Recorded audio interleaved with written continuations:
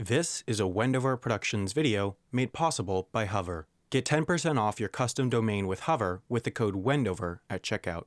The Arctic will be perhaps the single most influential region on Earth in the coming century, and yet almost no one even lives there. 8 nations have territory above the Arctic Circle. Denmark through their constituent country Greenland, Iceland, Norway, Sweden, Finland, Russia, the United States, and Canada. And they are all in close quarters.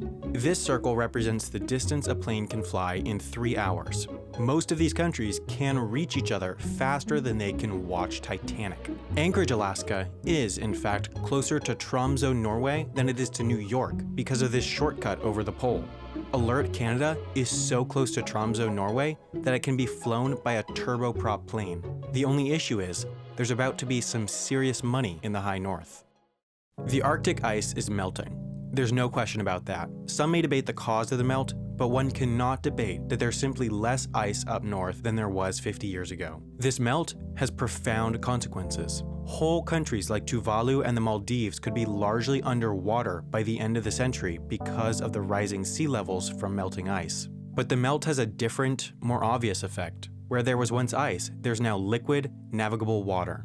One of the greatest quests for early explorers was to find a Northwest Passage, a navigable sea route connecting the Atlantic and the Pacific Oceans through the Canadian archipelago. It was long thought to be a myth, until, in 1906, Roald Amundsen and his 6 crew members arrived at Herschel Island, Canada, having successfully completed a 3-year journey from Norway via the new Northwest Passage. The significance of the Northwest Passage is that, until 1914, when the Panama Canal opened, traffic from the Atlantic could only reach the Pacific by sailing around Cape Horn, the southern tip of South America. This meant that a sea route between London and San Francisco, 5,000 miles apart as the crow flies, took 14,000 miles. This was not efficient. It was a significant hamper to development to the American West Coast. The Northwest Passage would have revolutionized maritime trade if it wasn't covered in ice. Roald Amundsen's ship, the Joa, was small enough that it could snake through and slide over ice. Some of the waterways Amundsen took were as few as 3 feet deep, far too shallow for the increasingly large commercial ships of the time. More than 100 years later, in September of 2013, however, for the very first time, a commercial bulk carrier, the MS Nordic Orion, transited an almost ice-free Northwest Passage on its journey from Vancouver, Canada to Pori, Finland. And this was far from a publicity stunt. This ship saved $80,000 in fuel costs and was able to take 25% more cargo than if it had gone through the Panama Canal. Even 1,000-passenger cruise ships are now making the journey. Ironically, global warming is actually opening a route that's better for the environment. China is a country with a vested interest in the navigability of the Northwest Passage. As an economy largely based on manufacturing for the Western world, their maritime accessibility has an enormous effect on their national well-being. A reduction in time and cost of shipping to the American East Coast would renew their competitiveness in the manufacturing industry against emerging rivals such as Vietnam and Bangladesh. As China industrialized largely thanks to its manufacturing industry, the standard of living in the country increased, which correspondingly increased labor costs. China's Maritime Safety Administration, recognizing the imminent explosion in usage, recently published a 356-page guide to navigating the Northwest Passage, and the country has announced plans to send more and more commercial shipping traffic through the passage in coming summers. The introduction of maritime traffic to the Northwest Passage could present a significant opportunity for Canada. The northern territories of Canada, through which the Northwest Passage runs, are historically underdeveloped. Less than 120,000 people live in the Yukon, the Northwest Territories, and Nunavut. That's less than the population of Saguenay, a town small enough that there's a good chance that you haven't even heard of it, living in an area larger than the entire country of India. It's not all that surprising considering just how inhospitable the area is, but other places at similar latitudes, such as Anchorage, Longyearbyen, and Murmansk, have managed to overcome the conditions thanks to the money that can be made in the far north. If a large chunk of the world's maritime traffic heads to the Canadian North, industry will develop to support these ships. Except, there's a problem.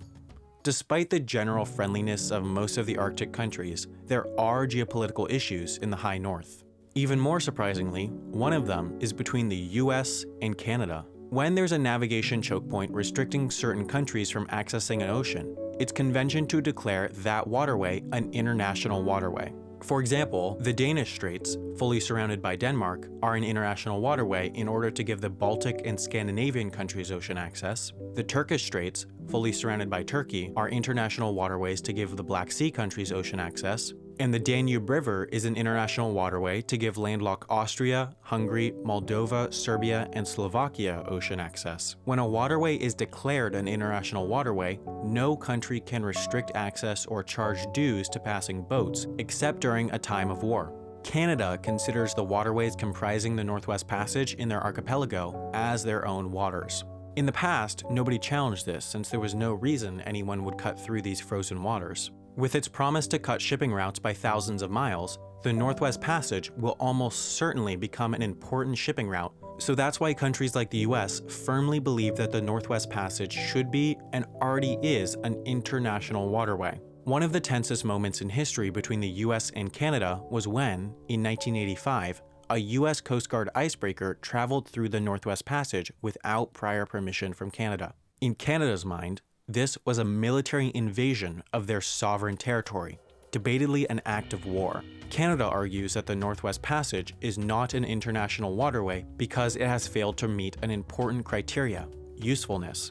Of course, the Northwest Passage is useful on paper. It shortens the route between the oceans. But Canada has pointed out that in previous cases determining whether a waterway is international, what proves a route's usefulness is if a significant number of ships have already successfully transited it.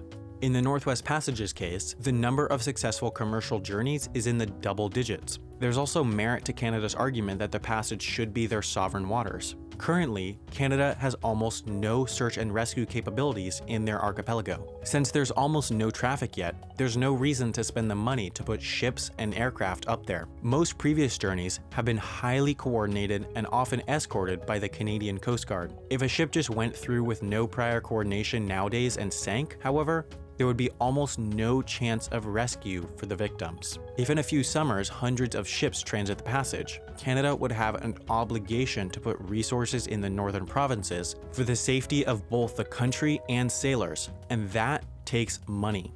If treated as an internal waterway, Canada could charge passage fees just as there are for the Panama or Suez Canal, the other major shipping shortcuts of the world. These could fund the infrastructure needed to safely regulate and police the route. But on the other hand, should one country have the capability to choose who can get from the Atlantic to the Pacific faster? Letting, for example, Vietnamese ships through the route, but banning Chinese ships would make the Chinese goods uncompetitive for the Western European and Eastern American market. Canada would have the capability to choose which economies can succeed and which will fail. There's a reason the issue's so contentious. Scientists disagree on the exact date, but there's a general consensus that by the year 2050, there will be a summer when there is no ice in the Arctic. This will have enormous and irreversible consequences, but it could further revolutionize how we get our goods. An ice-free Arctic will open up the greatest shipping shortcut in the world, the Arctic Ocean. Ships traveling between Japan and Western Europe, for example, instead of heading south across the Indian Ocean through the Suez Canal and across the Mediterranean Sea, will be able to head north through the Bering Strait, directly across the Arctic Ocean, and down between Greenland and Norway to Europe. That's a 7,000-mile route compared to the 13,000-mile route of today. That has the potential to slash shipping prices in half. That means cheaper products across the entire world. But at what cost? Every degree of climate warming in the US alone is expected to cause $144 billion per year of economic loss. If the US climate warms by 12 degrees, which the EPA says is possible by 2100, the US can expect to lose more than $1.7 trillion per year. That's more than a full % of its GDP. On top of that, by 2050, climate change is expected to cause more than 250,000 deaths per year. Surely that can't be worth it for some cheaper goods. This video was made possible by Hover. I recently bought 2 new domains with Hover: the website for my new podcast, showmakers.fm, and an extra domain for my Wendover Productions site, wendover.productions. With Showmakers.fm, I connected it to a hosting provider in seconds, and with Wendover.productions, I set it to redirect to my site in seconds. It was incredibly easy. I also love how the price they show you is the price you pay. There aren't page after page of add-ons like with some other sites. Now, having a professional web presence is important, and it all starts with the domain. What can really set you apart is a unique domain extension. That's the bit at the end, like .com, .fm, or even .pizza. And Hover has over 400 of them. Once you buy a domain through Hover, you can set up an email account using that domain, which will truly help you stand out. However you want to use Hover, you can get 10% off your first order and help out Wendover Productions by going to hover.com/Wendover and using the code Wendover at checkout. Get your unique domain and email to help you stand out with Hover. Please also be sure to check out my new podcast with Brian from Real Engineering called Showmakers. Episode 1 with Hank Green and 2 with Destin Sandlin from Smarter Every Day are already out. Links are in the description. You can also support Wendover Productions on Patreon here, follow me on Twitter at WendoverPro, watch my last video here, check out my fan-moderated subreddit here, and lastly, subscribe to this channel by clicking here. Thanks again for watching, and I'll see you in 2 weeks for another Wendover Productions video.